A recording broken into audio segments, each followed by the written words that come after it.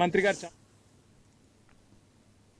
తనకంటే చిన్నోడు సీఎం అయ్యాడని కేంద్ర మంత్రి కిషన్ రెడ్డికి కడుపు మంట అని సీఎం రేవంత్ అన్నారు. వరంగల్ విమానాశ్రయం తామే తెచ్చామని కిషన్ రెడ్డి అంటున్నారు. అంటే మెట్రో విస్తరణను ఆపింది ఆయనే కదా అని ప్రశ్నించారు.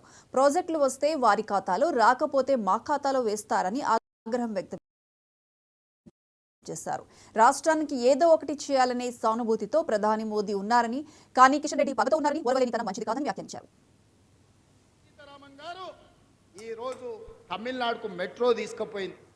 ఇవాళ కర్ణాటకలో చంద్రశేఖర్ గారు బెంగళూరుకి మెట్రో తీసుకొని పోయిండు. ఆడ ప్రతిపక్ష పార్టీల అధికారంలో ఉన్న కర్ణాటకలో ఉన్న శోభా గారు బెంగళూరుకు మెట్రో తీసుకెళ్ళింది. నిర్మలా సీతారామన్ గారు వాళ్ళ సొంత రాష్ట్రం తమిళనాడుకు మెట్రో తీసుకెళ్ళారు. మరి నీ సొంత రాష్ట్రానికి ఎందుకు మెట్రో ఎందుకు మీరు తీసుకొస్తలేరు కిషన్ రెడ్డి అని నేను అడుగుతున్నా. ఇంత దుర్మార్గం, ఇంత కుళ్ళు నీ దగ్గర పెట్టుకొని నువ్వు మమ్మల్ని తిట్టి మమ్మల్ని బెదిరియాలనుకుంటున్నాడు. బెదిరిస్తే తెలంగాణకు రైలు వస్తుందా కిషన్ రెడ్డి? బెదిరిస్తే మూసి ప్రక్షాళన జరుగుద్దా? బెదిరిస్తే రీజనల్ రింగ్ రోడ్ వస్తుందా? ఉండొచ్చు, నీ దగ్గర మోడీ గారు ఉండొచ్చు, లేకపోతే ఈడీనో సిబిఐ నీ దగ్గర ఉండొచ్చు. ఎంతకాలం భయపడతామే? సావు మళ్ళా రాదు కిషన్ రెడ్డి, గుర్తుపెట్టుకో. సావు ఒక్కటిసారి వస్తుంది.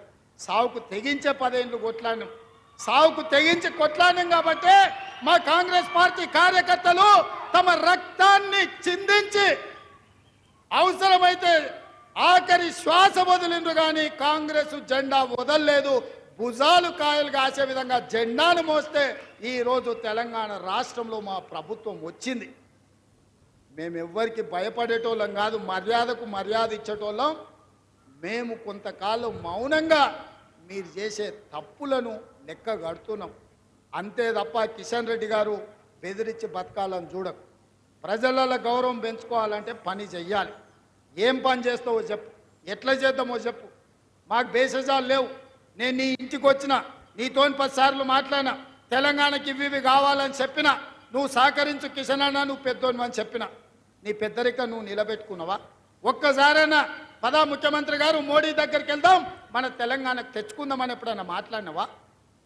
మనోహర్ లాల్ ఖట్టర్ హైదరాబాద్కు వస్తే సమీక్షకు రాని నువ్వు ఈరోజు మెట్రోకు సహకరించిన అని చెప్తే మేము నమ్మాలి.